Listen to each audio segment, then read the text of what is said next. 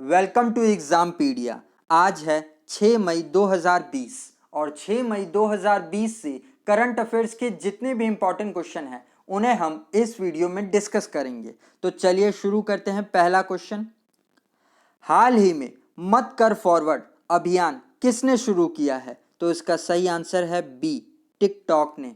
तो अभी टिकटॉक ने मत कर फॉरवर्ड अभियान शुरू किया है क्योंकि लॉकडाउन के दौरान कोरोना वायरस से रिलेटेड कई फेक न्यूज़ फैल रही हैं और लोग उसे लगातार फॉरवर्ड किए जा रहे हैं, जिससे गलत इन्फॉर्मेशन फैल रही है। इसी को रोकने के लिए टिकटॉक ने अभी मत कर फॉरवर्ड नाम से एक अभियान शुरू किया है, जिसके लिए एक वीडियो बनाया गया है जिसमें यह बताया गया है कि इस तरह की फेक न्यूज़ को फॉरवर्ड ना करें।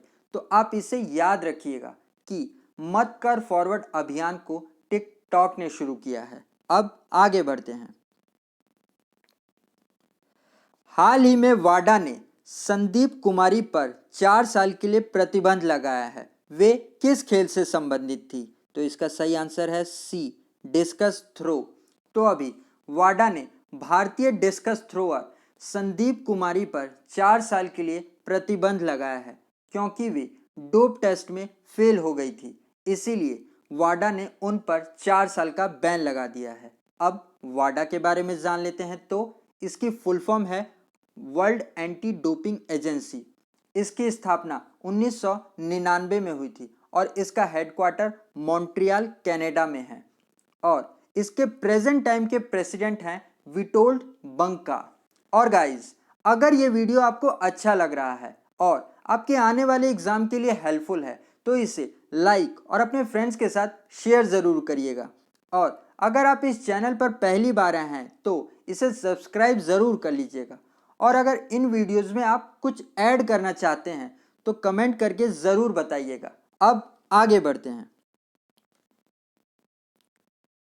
हाल ही में किस देश ने आर्कटिक जलवायु और पर्यावरण की निगरानी के लिए अपना पहला आर्कटिक एम उपग्रह लॉन्च करेगा? तो इसका सही आंसर है सी, रशिया। तो अभी रशिया ने आर्कटिक जलवायु और पर्यावरण की निगरानी के लिए अपना पहला आर्कटिक एम उपग्रह लॉन्च करेगा। आपको बता दें कि इस साल के अंत तक इस उपग्रह को लॉन्च कर दिया जाएगा और रशिया ने अपने दूसरे जलवायु की निगरानी और आर्कटिक क्षेत्र में पर्यावरण के लिए अपने उपग्रह को 2021 से बढ़ा करके 2023 तक स्थगित कर दिया है। अब रशिया के बारे में जान लेते हैं। तो इसकी कैपिटल मॉस्को है, इसकी करेंसी है रशियन रूबल और इसके प्रेजेंट टाइम के प्रेसिडेंट है व्लादिमीर पुतिन। अब आगे बढ़ते हैं। हाल ही में किस राज्य सरकार ने मुख्यमंत्री शहरी रोजगार गारंटी योजना शुरू की है? तो इसका सही आंसर है बी, हिमाचल प्रदेश ने। तो अभी हिमाचल प्रदेश सरकार ने मुख्यमंत्री शहरी रोजगार गारंटी योजना शुरू की है, जिसमें शहर क्षेत्र में जो लोग रहते हैं उन लोगों को 120 दिन तक का रोजगार दिया जाएगा और ऐसा करने वाला हिमाचल पहला राज्य बन गया है। अब हिमाचल के बारे में जान लेते हैं। तो इसकी कैपिटल शिमला है, मुख्यमंत्री जयराम ठाकुर हैं और राज्यपाल हैं बंडारू दत्तात्रेय। और अभी हिमाचल प्रदेश ने कोरोना वायरस के लिए एक ऐप लॉन्च किया है जिसका नाम है कोरोना मुक्त हिमाचल।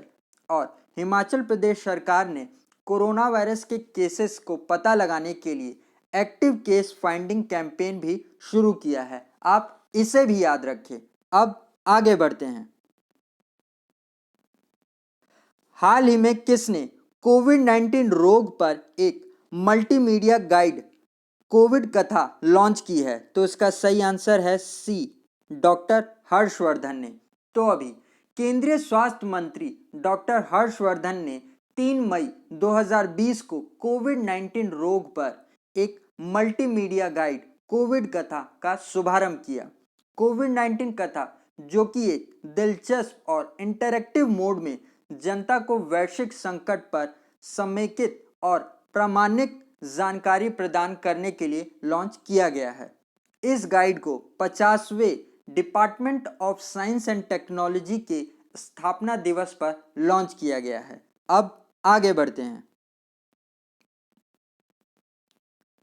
निम्नलिखित में से किसने तीव्र और रासायनिक मुक्त कीटाणु शोधन के लिए एक अल्ट्रावायलेट कीटाणु शोधन टावर विकसित किया है? तो इसका सही आंसर है बी, डीआरडीओ ने। तो अभी डीआरडीओ ने हाई इन्फेक्शन प्रोन क्षेत्रों में तेजी से और रसायन मुक्त कीटाणु शोधन के लिए एक अल्ट्रावायलेट कीटाणु शोधन टावर विकसित किया है, जिसका इस्तेमाल देश भर की रेड हॉटस्पॉट जोन्स को डिसइंफेक्ट करने में मदद मिलेगी। इस यूवी ब्लास्टर नामक उपकरण को Laser Science and Technology Centre of DRDO ने विकसित किया है, जिससे प्रयोगशालाओं के इलेक्ट्रॉनिक उपकरण, कंप्यूटर और अन्य गैजेट्स को भी सैनिटाइज किया जा सकता है। अब डीआरडीओ के बारे में जान लेते हैं। तो इसकी फुल फॉर्म है Defence Research and Development Organisation, जिसकी स्थापना 1958 में हुई थी और इसका हेडक्वार्टर नई दिल्ली में है और इसके प्रेजेंट टाइम के चेयरमैन हैं सतीश रेड्डी। और अभी डीआरडीओ ने ही भारत का पहला कोविड-19 सैंपल कलेक्शन मोबाइल लैब भी शुरू किया था। आप इसे भी याद रखिएगा। अब आगे बढ़ते हैं। हाल ही में किस संगठन ने बैंकिंग क्षेत्र के लिए एक वीडियो केवाईसी प्लेटफॉर्म लॉन्च किया है? तो इसका सही आंसर है सी, अमियो ने।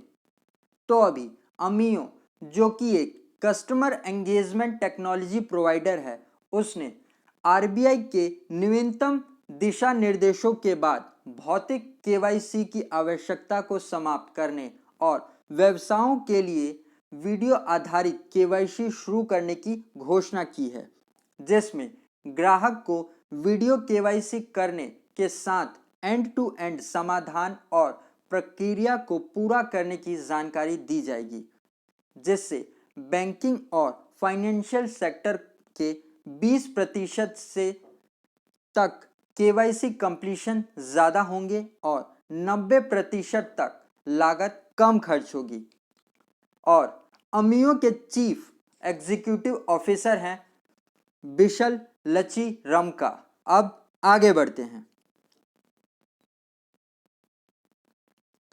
हाल ही में किस टेनिस खिलाड़ी को जीवन भर के लिए प्रतिबंध किया गया है? तो इनका नाम है सी, यूसुफ हसूम। तो अभी टेनिस इंटीग्रिटी यूनिट ने टेनिस खिलाड़ी यूसुफ हसूम को जीवन भर के लिए प्रोफेशनल टेनिस से बैन कर दिया है। आपको बता दें कि 21 वर्षीय इजिप्ट के टेनिस खिलाड़ी, जिनकी एसोसिएशन ऑफ टेनिस प्रोफेशनल में 820 रैंक है, उनके ऊपर कई मैचों में मैच फिक्सिंग जैसे करप्शन चार्जेस हैं, इसीलिए उन्हें जीवन भर के लिए बैन कर दिया है। अब टेनिस इंटीग्रिटी यूनिट के बारे में जान लेते हैं। तो इसकी स्थापना 2008 में हुई थी। इसका हेडक्वार्टर लंदन, यूनाइटेड किंगडम में है और इसके प्रेजेंट टाइम के डायरेक्टर हैं निगल विल्ट्रन। अब आगे बढ़ते हैं। हाल ही में अंतर्राष्ट्रीय मिडवाइफ दिवस कब मनाया गया? तो इसका सही आंसर है डी, 5 मई को। तो अभी हमने 5 मई को मिडवाइफ यानी कि दाई के काम को सराहने के लिए हर वर्ष अंतर्राष्ट्रीय मिडवाइफ दिवस मनाते हैं। मिडवाइफ ऐसी महिलाओं को कहते हैं जिन्हें गर्भवती महिलाओं को जन्म देने में मदद करने का व्यावहारिक ज्ञान होता है, जिसकी इस बार की थीम थी midwives with women celebrate, demonstrate, mobilise, unite, our time is now. अब इस महीने के इंपॉर्टेंट डेज रिवाइज कर लेते हैं। तो 1 मई को हमने इंटरनेशनल लेबर डे मनाया, 2 मई को हमने वर्ल्ड टूना डे मनाया, 3 मई को हमने वर्ल्ड प्रेस फ्रीडम डे मनाया, 4 मई को हमने इंटरनेशनल फायर फाइटर्स डे मनाया और 5 मई को हमने वर्ल्ड मिडवाइफ डे मनाया। और आज ही के दिन हमने वर्ल्ड हैंड वॉश डे मनाया और वर्ल्ड आस्थमा डे भी मनाया। मतलब 5 मई को ही हमने वर्ल्ड हैंड वॉश डे और वर्ल्ड अस्थमा डे भी मनाया। आप इसे भी याद रखिएगा। अब आगे बढ़ते हैं। हाल ही में सेना प्रशिक्षण कमान की कमान किसने संभाली है? तो इसका सही आंसर है सी, लेफ्टिनेंट जनरल राज शुक्ला ने।